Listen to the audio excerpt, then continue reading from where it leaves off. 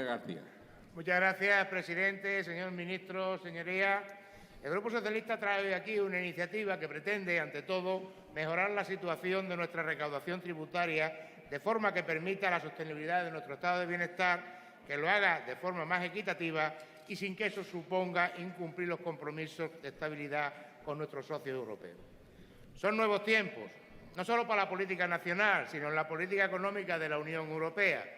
Si nos atenemos a las declaraciones que hemos escuchado estas últimas semanas, parece que al fin se hará lo tantas veces demandado, y no solo por este grupo o otros grupos de la Cámara, sino por entidades tan poco sospechosas como el Fondo Monetario Internacional, el Banco Central Europeo, la OCDE, el G20, etcétera. Es decir, establecer políticas fiscales anticíclicas que permitan salir cuanto antes de esta larga y penosa crisis que tanto sufrimiento y desafección ha causado. Este viraje, con el abandono de las políticas de austeridad, la mayor flexibilización en los objetivos del déficit, la inversión expansiva, no solo es conveniente desde un punto de vista y desde una perspectiva económica, sino necesario para lograr un crecimiento inclusivo y evitar que se profundicen las desigualdades sociales y territoriales a las que nos ha llevado la anterior política económica. Será, no lo duden, la fórmula de recuperar la confianza de la mayoría de los ciudadanos en la Unión Europea y sus instituciones. Señorías, los ciudadanos nos demandan que al menos seamos capaces de ponernos de acuerdo en el diagnóstico y trabajemos juntos en encontrar las soluciones, acordarlas y llevarlas a la práctica. Creo que debemos analizar, sin estar señalándonos constantemente con el dedo, estas cuestiones. Que mantenemos un problema de déficit estructural y de elevada deuda, ¿quién lo puede negar? Que crecemos por encima de la media del resto, es una evidencia, aunque todavía no hemos llegado a los niveles del PIB del año 2008, cuando la eurozona lo alcanzó en el 2014. Que se está creando empleo es tan verdad como la baja calidad del mismo. En este diagnóstico debemos coincidir también en que las dificultades para reducir nuestro déficit estructural y elevada deuda están provocadas fundamentalmente por la deficiente recaudación de tributos. Esta semana, ayer mismo, hemos conocido los datos de Eurostat, que vuelven a demostrar que estamos a más de 7 puntos PIB de la media de la eurozona, que países muy cercanos, como Francia, Alemania, Italia o Portugal, ingresan mucho más en términos de su riqueza. La comparativa lo dice todo. Pensar que el crecimiento por sí solo elevará los ingresos y creará empleo está basado más en los deseos que en los datos. Al día de hoy sabemos que se están desacelerando el crecimiento y las previsiones para el próximo año son peores. Los factores positivos, ese viento de cola que nos ha acompañado en estos últimos años puede estar terminando.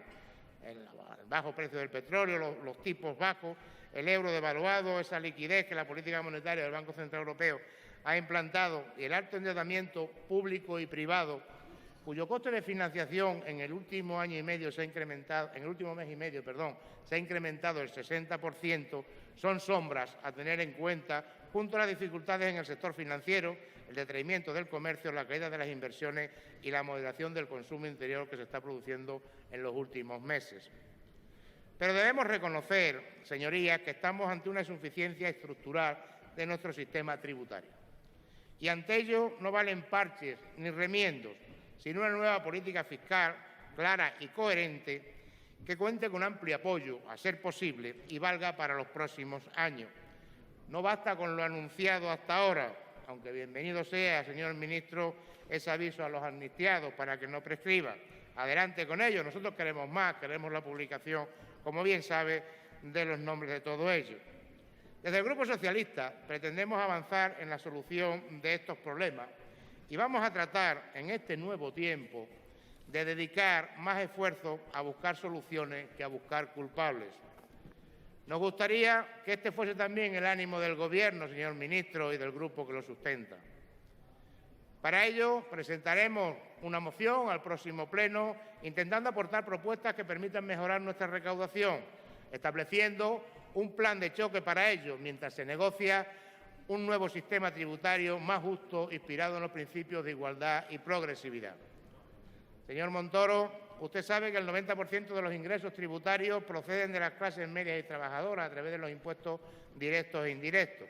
que el impuesto de sociedades, junto al de la seguridad social, el gran agujero de la recaudación, que mientras los asalariados aportan el 85% del IRPF, los grandes grupos empresariales pagan el 6% de sus beneficios, frente al 21% del resto de las pymes.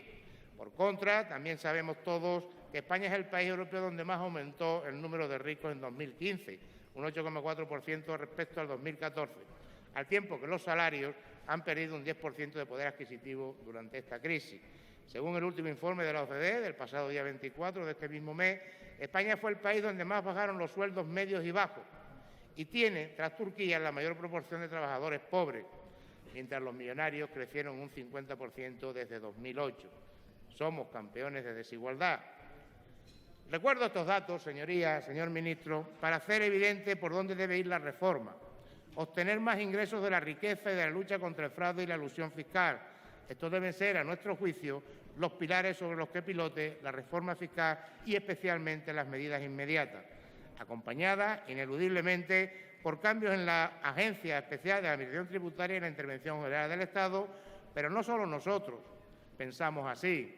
Les voy a leer lo que recientemente han dicho los técnicos de su propio ministerio. Abro comillas. Se debe acabar los vaivenes de los últimos años en la política fiscal.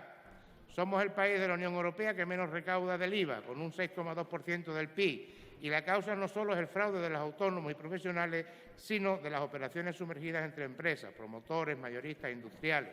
Sin embargo, el 80% de los efectivos se dedican a investigar a autónomos, pymes y trabajadores y apenas quedan medios para el gran fraude.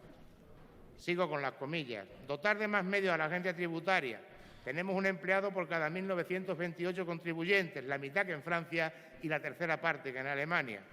Mejorar la coordinación y colaboración entre las administraciones públicas, creando una base de datos accesible para todos.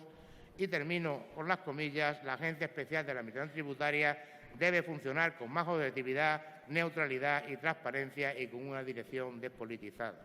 Esto lo dicen los propios técnicos del Ministerio. Usted anunciaba el pasado 23 un plan contra el fraude, otro más. El editorial de hoy del principal diario de este país lo define como papel mojado. Adelante, adelante con él, pero escuche, si no quiere escucharnos a nosotros, al menos a los técnicos de su propio ministerio y a los inspectores. Algo saben de esto. Señorías, hemos expresado muchas veces que la política fiscal debe ser la suma de los tributos y el gasto social. La obtención de ingresos suficientes es, por tanto, el objetivo. Las rentas altas, los patrimonios, los beneficios de los grupos empresariales y la lucha contra el fraude son la base para obtenerlos. Esto, además, aumentará la confianza de la ciudadanía en nuestra administración tributaria, que, según el CIS, está en niveles mínimos. Por ello, los principios de progresividad, suficiencia y equidad deben ser los que sienten o sustenten cualquier reforma o medida que se tome en este aspecto. Por todo ello, el Grupo Socialista considera urgente reorientar la política fiscal de forma que se amplíen las bases imponibles, se mejore la equidad y se eliminen ineficiencias y distorsiones, para incrementar los ingresos sin aumentar el esfuerzo fiscal de las rentas medias y bajas y equilibrando las aportaciones del trabajo y el capital en la tributación. Por otro lado, señorías, aunque ligado a lo anterior, es preciso llegar a un acuerdo en el próximo Consejo de Política Fiscal y Financiera, el próximo jueves, para que las comunidades autónomas dispongan de unos objetivos de estabilidad realistas y que se adecuen a la situación por la que atraviesan. Deberán, por tanto, tener más margen del déficit en proporción a su participación en el gasto público y evitar más recortes en las políticas de bienestar. De igual modo, deben revisarse los criterios de techo y reglas de gasto en lo que se refiere a las corporaciones locales y acordar con la FEN, es una reivindicación histórica de la misma, y en el seno de la CENAR, que tiene mañana, la modulación de su aplicación, atendiendo al ciclo económico y teniendo en cuenta la evolución fiscal y financiera de cada ayuntamiento, así como sus remanentes positivos, permitiendo que aquellas que cumplen con la estabilidad y tienen superávit, poder emplearlo en políticas que generen empleo. Termino, presidente, solicitando a todos los grupos de esta Cámara las aportaciones y sugerencias que consideren oportunas para poder debatir en la moción que presentaremos en el próximo Pleno. Esperemos con ello conseguir un amplio consenso porque redundará, sin lugar a dudas, en ir convergiendo también en esto, en la recaudación con el resto de los países a los que nos queremos parecer. Nosotros estamos abiertos a cualquier tipo de sugerencia desde este mismo momento. Muchas gracias. Gracias, senador Vázquez García.